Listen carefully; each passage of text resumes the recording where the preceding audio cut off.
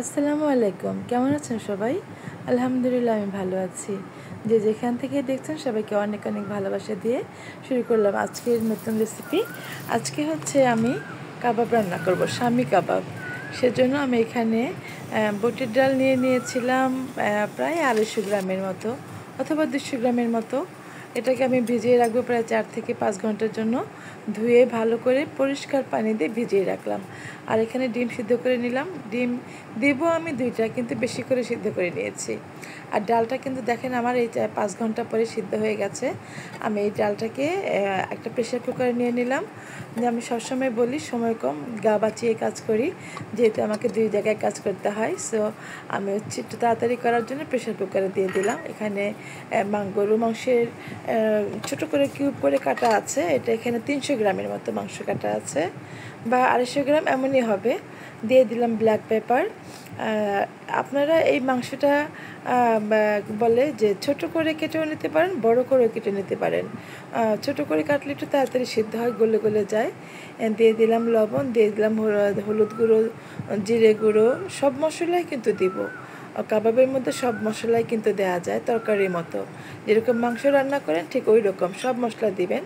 দিয়ে দিলাম আমি এখানে এলাচ, দারচিনি আর শুকনো মরিচ, তেজপাতা, আদা বাটা, রসুন বাটা, আদা রসুন বাটা একটু বাড়িয়ে দিলাম, আর লাল মরিচ গুঁড়ো দিলাম, ধনে গুঁড়ো দিলাম। সব মশলা কিন্তু দিবেন। হলুদ গুঁড়ো দিলাম। যেমন আমরা মাংস রান্না করি তেমন সব মশলাই এটার মধ্যে দিতে হয়। তো আসলে মাংসের মজা যেমন মশলাতে, ঠিক কাবাবের মজাও কিন্তু সেই মশলাতে। সব মশলা সুন্দর হলে, ভালো হলে কাবাব খেতে এমনিই ভালো লাগে। তো সব মশলা দিয়ে আমি মাখিয়ে নিয়ে পানি দিয়ে দিব সম পরিমাণ, যতটুকু ডাল মাংস ঠিক ততটুকু। দেখেন আমি মাংস পানি কতটুকু দিলাম, সম পরিমাণ পানি দিয়ে দিলাম। আর এখন আমি এটাকে বন্ধ করে সিটি দেওয়ার জন্য অপেক্ষা করব। 3 থেকে 4টা সিটি দিলেই ডাল গলে যাবে এবং মাংসটাও সিদ্ধ হয়ে যাবে।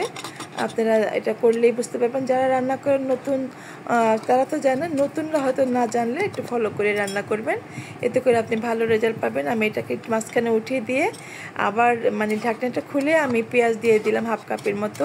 পেঁয়াজটা কিন্তু আমার ভুল হয়েছিল, তো পেঁয়াজটা এখন দিয়ে দিলাম। আর এখানে দিয়ে দেবো একটু শাহি জিরা।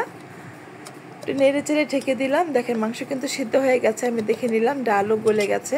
কিন্তু আমি আরেকটা সিটি দেওয়ার জন্য দিব। এখানে শাহি জিরা দিলাম আর একটু কি বলে জয়ত্রী দিয়ে দিলাম সুঘ্রাণের জন্য। এটা আমার ভুল হয়েছিল, এখানে আবার দিয়ে দিলাম। মশলাগুলো মনে করে করে দিতে হয়, যাতে একটা থেকে আরেকটা স্কিপ করে না যায়। দেখেন আমার এটা কতটুকু সিদ্ধ হয়ে গেছে, একেবারেই কিন্তু গলে গেছে। একটু মরিচগুলো একটু আস্ত আছে। তো এটা আমি অল্প একটু হালকা করে একটু এটা হাতে মথে নিলে হয়ে যেত, বা চামচ দিয়ে, সময়ের ব্যাপার, সময় লাগবে। তো সেজন্য আমি একটু ব্লেন্ড করে নিলাম। দেখেন এখন হয়ে গেছে। আমি এখন কাঁচামরিচ কুচানো দিয়ে দেবো, আর ধনে পাতা, পুদিনা পাতা দুটোই কুচানো করে দিলাম। আমি একেবারে ফাইন চপ করে দিলাম। দিয়ে দিলাম এখানে হচ্ছে কাবাব মশলাটা। এটা এখন দিয়ে আমি ভালো করে এপাশ ওপাশ সুন্দর করে মিশিয়ে নিতে হবে, যেন মশলাটা আর এই পাতাগুলো সব কিছুর সাথে ভালো করে মিশে যায়। আর এই যে ধনে পাতা, তারপর পুদিনা পাতা, এটা কিন্তু অবশ্যই দিবেন, কিছুতেই স্কিপ করা যাবে না। আর চিলি ফ্লেক্সটাও দিবেন, দেখতে সুন্দর লাগবে ভাজার সময়। আর আমি হচ্ছে এখানে 2টা সিদ্ধ ডিম একেবারে কুচানো গ্রেট করে দিচ্ছি, ছোট করে, এতে একেবারে মিশে যাবে এবং ভালো লাগবে খেতে। এটা আপনারা এভাবে করে দিয়ে দেখবেন। কাঁচা ডিমও দিতে পারতাম, কিন্তু আমি সিদ্ধ ডিমটাই দিচ্ছি। আমার এইভাবে ভালো লাগে সেজন্য দিলাম। এটা অনেক ভালো লাগে। 2টা ডিম একেবারে মিহি কুচানো করে দিলাম।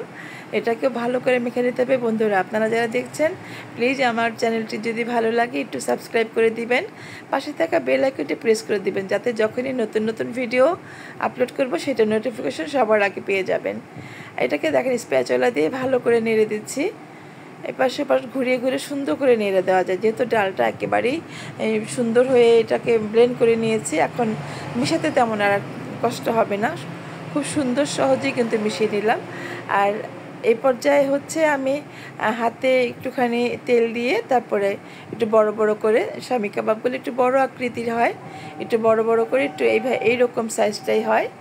আমরা শামি কাবাবটা কিন্তু এইরকম সাইজটাই খাই, সেম সাইজের। যে দেখেন কত সুন্দর হয়েছে। এইভাবে করে আমি ভেজে নিব। আমি আরেকটা আপনাদের দেখার সুবিধার জন্য করে দেখাচ্ছি। হাতে কিন্তু একটু তেল মেখে নেবেন ভালো করে, তাহলে আর ডালটা আপনার হাতে লেগে যাবে না। এইভাবে সুন্দর করে শেপ দিয়ে নেবেন। আপনাদের ইচ্ছে করলে আমি একটু বাড়িয়ে নিয়েছি, আমি ফ্রিজে রেখে দিব, ডিপ ফ্রিজে রেখে দিব, পরে আবার যখন বাবু চাইবে তখন আমি করে দিব। আজকে আমি ভেজে দিচ্ছি।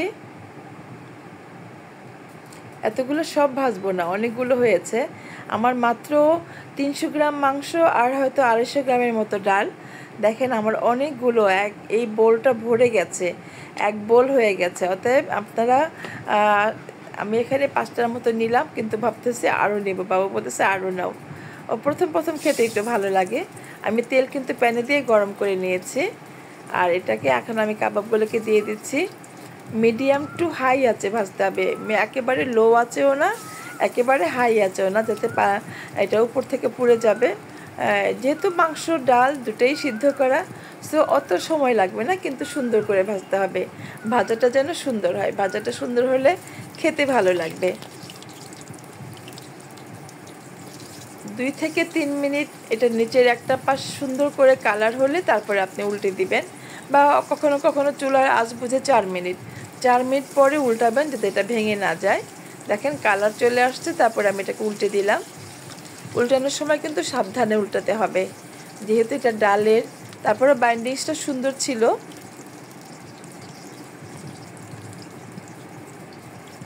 আমি কিন্তু উল্টাতে তেলের কাজ উল্টাতে গেলে খুবই ভয় লাগে, আমি হাত পুড়ে ফেলেছিলাম, যার জন্য এই কাজগুলো রান্না করতে হয়, কিন্তু আমি খুব সাবধানে করি। আপনারাও চেষ্টা করবেন তেলের কাজ করার সময়, গরম তেলের কাজ একটু সাবধানে করার জন্য। দেখতে পাচ্ছেন আমি দূর থেকে কিন্তু উল্টে পাল্টে দিচ্ছি। মোটামুটি আমার সুন্দর কালার হয়েছে, ভাজা হয়ে গেছে। আপনারা এইভাবে করে খাবেন, সহজ কিন্তু। ডাল, এই যে শামি কাবাব করাটা, মাংস ডাল একসাথে সিদ্ধ করে সব মশলা দিয়ে একবারে সিদ্ধ করে একটু ব্লেন্ড করে নিলেন, অথবা ভালো করে চামচ দিয়ে হাতে ম্যাশ করে নিলেন। দেখেন ফাইনাল লুকটা কত সুন্দর হয়েছে, কত সুন্দর ভাজা। এখানে আমি কিন্তু অর্ধেকটা রেখে দিয়েছি, অর্ধেকটা ভেজেছি। অনেকগুলো হয়েছে, আপনারা অল্প খরচে এতগুলো কাবাব পেয়ে যাবেন। এটা এতগুলো কাবাব, এত সুন্দর কাবাব বাসায় কে না খায় বলেন? কত সুন্দর হয়েছে। আমি চাইবো আপনারা সবাই করে খাবেন, আর আমাকে ছোট্ট করে একটু কমেন্ট করে বলবেন কিন্তু সবসময় কেমন হয়েছে।